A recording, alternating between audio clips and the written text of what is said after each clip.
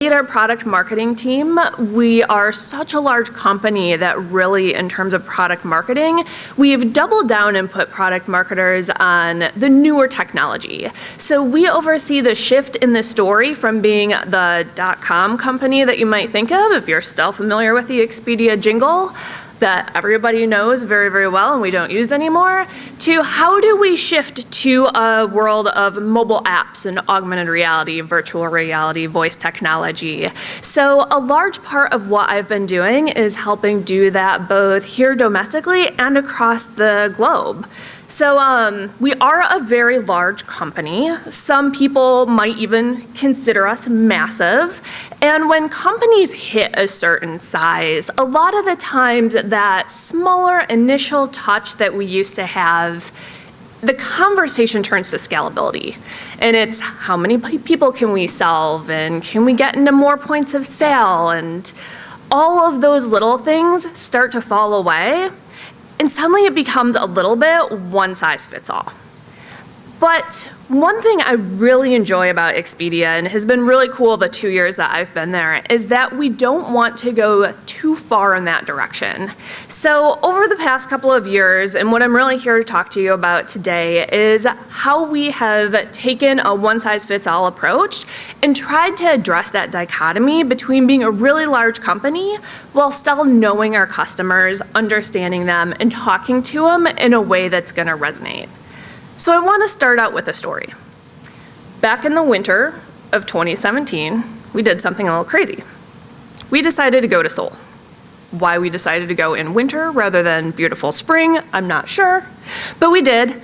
This is me and my product manager's team. There is a whole bunch of us, but at the time we had a hypothesis. And the hypothesis was that if we double down in a particular region, specifically one that we don't know as well, would we be able to make a better product on a global scale?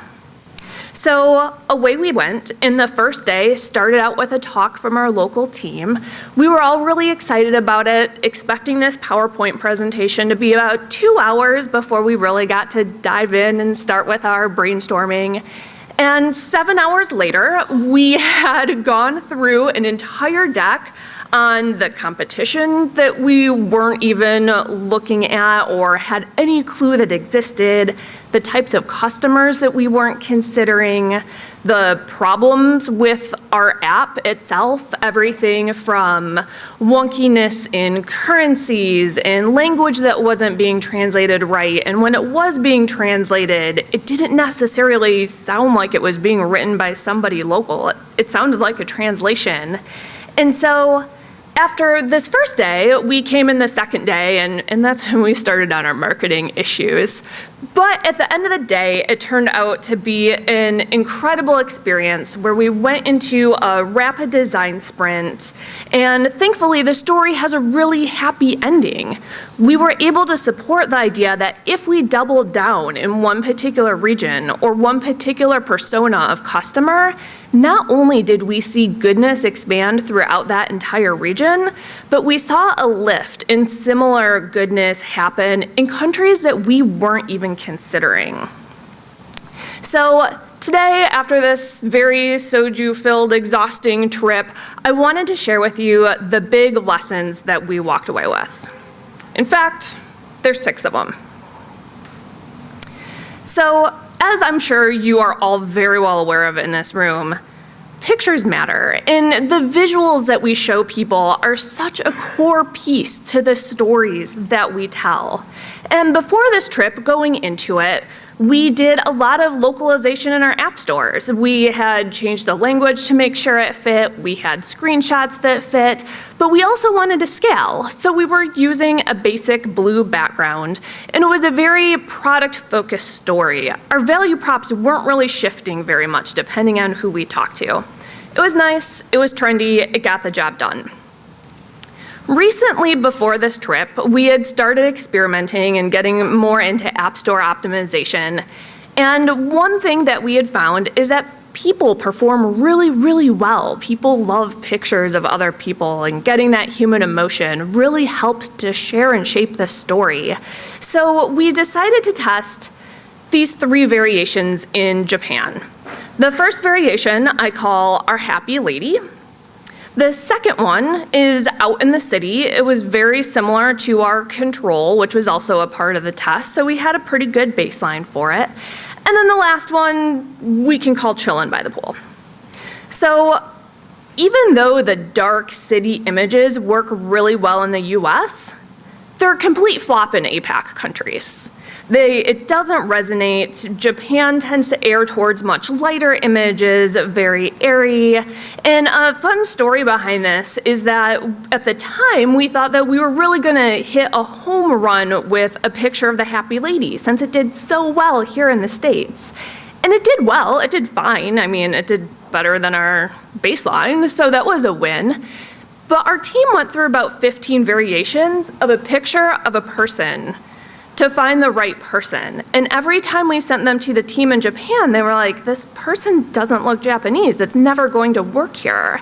And so that's when we started to realize that you really have to reach out to those counterparts and make sure that you're talking to somebody, whether it's an actual customer, it's an internal person who knows the customer better than you do, who is going to have that connection and understand your market and those personas is so, so important. And so even though we learned a lot from this testing, I think one great example that really has resonated with me as a marketer, and a fun one, is if you remember that movie that came out a couple of years ago, La La Land. And the poster that they did for La La Land does a really good job at highlighting, in Japan, it's all about more. It's more information and more pictures. It's much brighter. There's a much stronger sense of excitement that comes through. So what you feel after the first image compared to the second, it's a similar story, but also kind of different. And very similar to this is what we were hearing in Korea at the time. So if you picture yourself walking through Chinatown, and there's the stores and everything is coming out into the street, and maybe there's postcards and pots and pans and some clothes. It's everything. I find that really overwhelming. I don't even know where to start with it.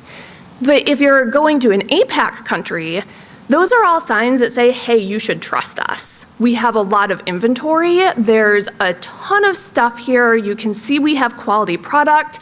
If you come in, there's gonna be somebody who helps you find what you need. And what we discovered through doing more in-depth competitive analysis in our key regions is that this similar aesthetic, even though it's in a physical world where we're not necessarily operating, the same principles get pulled through into web design. So on this side here, the left, you can see that this is it's an e-commerce company based out of Korea, and all of these pictures that you see are static here. They all scroll. So when you're on that website, it's just constantly turning with more and more product. It's carousel after carousel. And if you look at the other one, it's France. Less is more. So it might be obvious, but language is another huge part of culturalization. It might feel like a little thing, but what you say really resonates. So one common struggle that we see with travelers on a regular basis, and if you traveled here, you may have felt this pain yourself, is what bag can I take on an airline these days?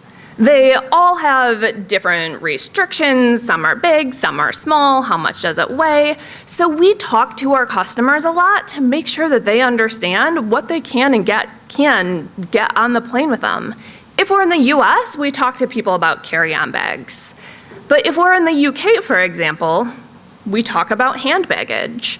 It's a very small, nuanced difference, but it's a big enough difference that says, hey, we know you, we understand who you are. Carry-on would be perfectly understood, but it would also be a little signal that says, hey, these people, they kind of get it, but they're definitely not one of us. They're not from here. And that's what we want to avoid. So a lot gets inferred through just those little things. Another example that I really like is with Tim Hortons in Canada. So in Canada is not just about one language, but it's about multiple languages that you have to make sure are represented. So Tim Hortons is known as doing an excellent job as both representing the English as well as the French Canadian that needs to be used.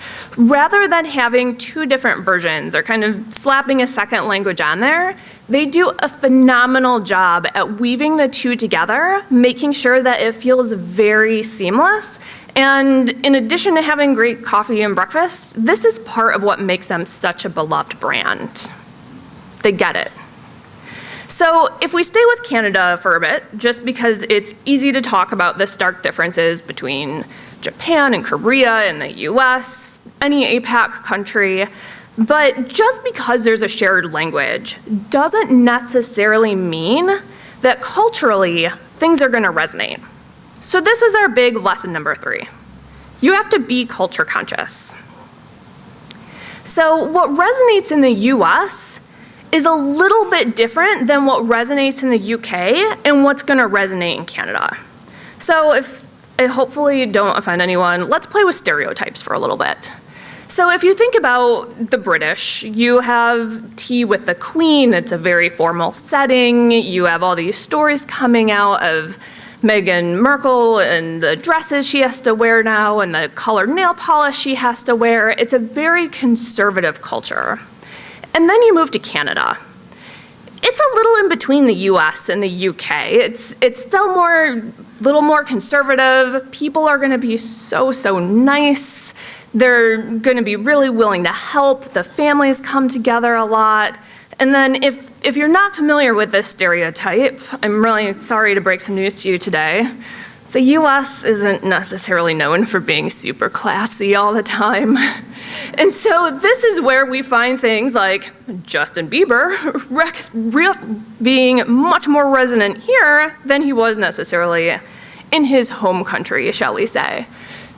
But even if you're a brand that's super aware of this, you can still make mistakes.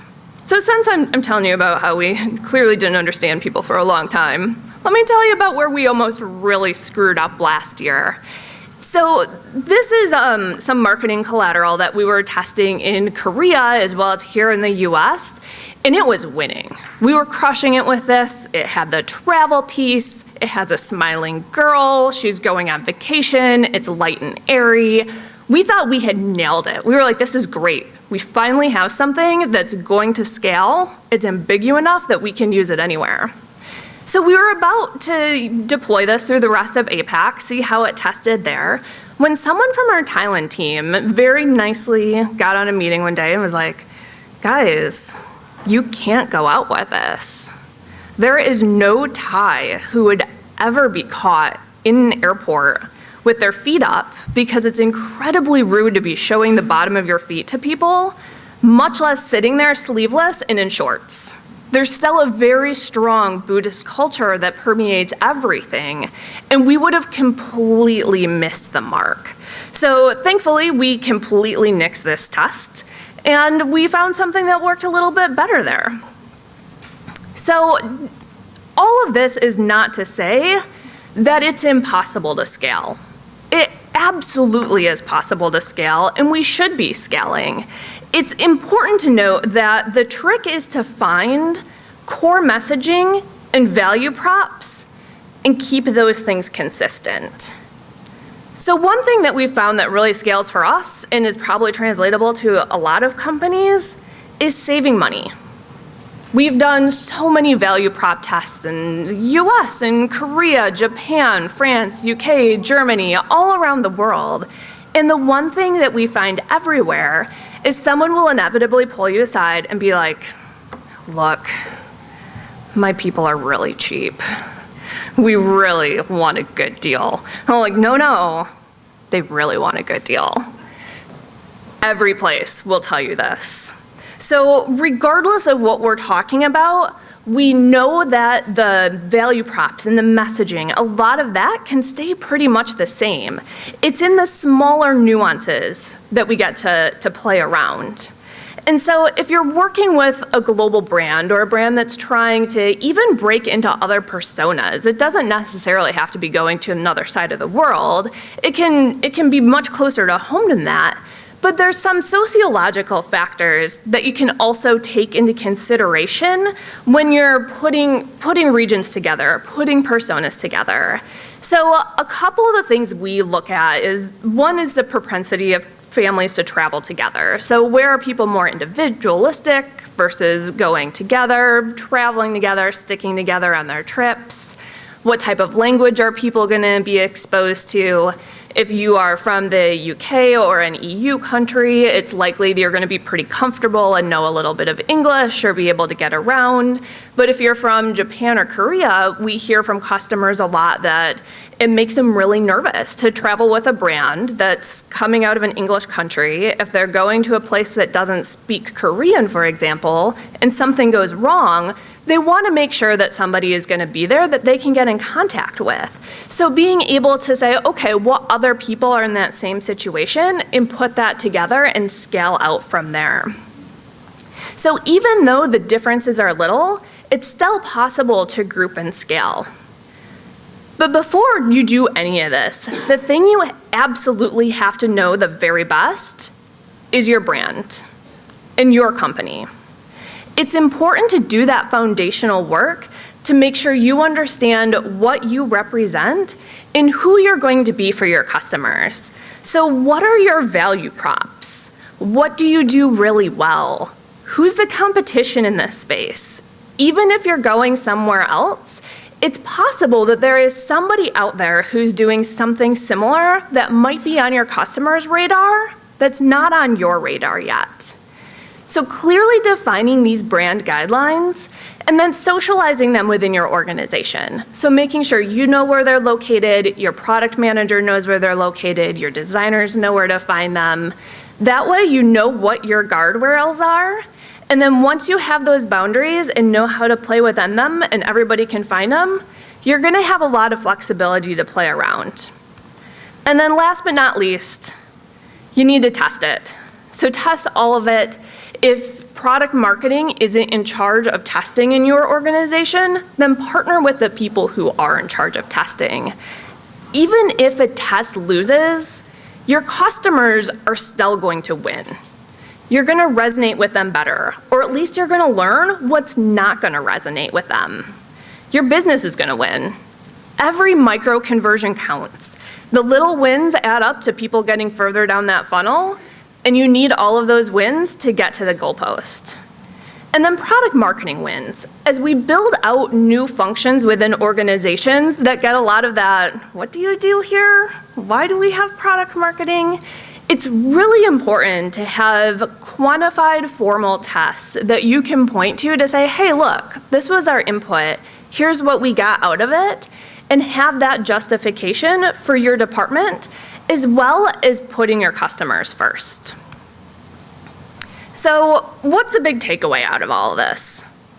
It's that culturalization matters, and that it's doing the little things. So getting the pictures right, making sure you use the correct language, being really culturally relevant in what you do, but doing all of this while you still find common ground, adjust within those brand guidelines, and then you test and keep testing.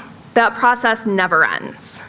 But if there's one thing to really remember, it's that the small stuff matters. Double check the formatting, make sure your dates are right, make sure currency is right, have somebody look at it and make sure that the language you're using is actually a good translation and going to resonate. Because all those little things add up and show that you understand your audience and you get them. And the more you get them, the more they're gonna get you. So that is all I have for you. I think I've got a little bit of time for questions. Happy to address any of this stuff. Thanks, or Becky. dig into Questions? tactics.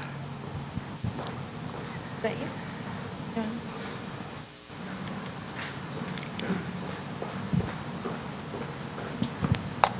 Yeah, first off, thank you. It was a great presentation. I've also done a fair bit of international work, particularly in Japan and India, and ran into many of the same lessons learned.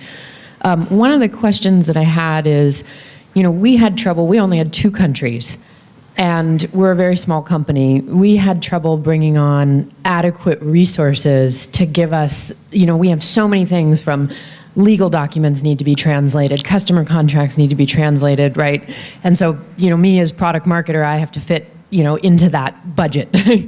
And I guess one of the questions I have is, what are the kinds of resources that you bring on as a company? You mentioned, not just Japan, but Korea, Thailand, and all the little intricate differences.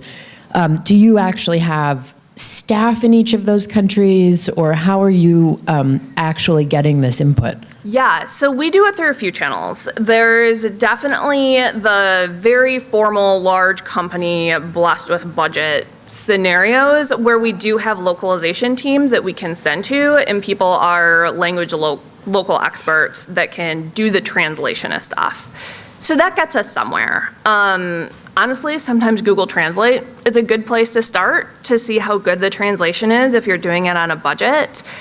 A lot of times what we'll do is we'll just find somebody in that country. So sometimes it is staff, sometimes it's friends of friends, and really leveraging that network. It's not always the most polished thing in the world, but the nice side benefit you get of that is that you have real customers and real people both giving you feedback on your product and your marketing overall, as well as making sure your language isn't too off base.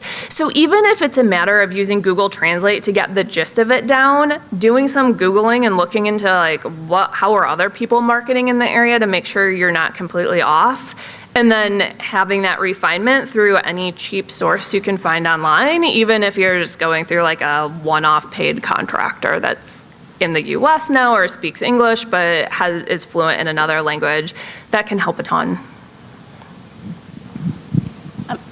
Thank you. So when you have a local team, as for example, Japan, in the example that you gave, why not just have them do everything locally? Why do things centrally, and how do you strike the right balance between those two? Yeah, it's definitely a dichotomy. So the rationale for not doing it all locally is really expertise. So the team that I work with, predominantly I'm talking about here and overall, is our App Store optimization team. And so we have a few experts in the company that really specialize at working with Apple and Google and understanding the nuances of their system and how to get the most out of it. So it's easier to centralize those teams in particular locations and then consult with the local teams as needed. And then depending on the country and the structure there, it might just not be feasible to put together full teams to operate essentially an entire business, it would turn out to be. Plus, when it comes to branding and making sure things are consistent, it's easier to control out of one hub. Hi, so great presentation, thank you. My question is, from a product marketing perspective, how are you guys organized? I mean, Expedia is such a global company. So in my company, we're organized, we're a small company, we have 1 or 2 product marketing people per product. Okay. Given the localization challenges you guys have, are you organized by country in order, do you have 1 or 2 people for, Thailand and the other 2 for India? How are you set up? Yeah, so we operate pretty leanly. Right now, our team is a part of the product organization, so we're embedded with our product manager team that oversees particular emerging tech and products like the mobile app that we're really interested in scaling and is going to be the way of the world soon. So what we have done is prioritize the projects that we do have, figure out where product marketing is going to make the biggest impact, and we partner there. So a lot of it is on go-to-markets, coming into situations like this, almost like a paratrooper, where product managers understand that something's not quite right there, marketing people who are focused on optimization and ROI and the paid side. They know something's not quite right there. So we'll go in, really dive deep on a project like this, figure out what's going on, and then distribute internally like, hey, here's what we need to do to get better at this, and then build up the force from there. Thank you. Any other questions for Becky? No? Okay, thank you so much, Becky. Welcome. Wonderful.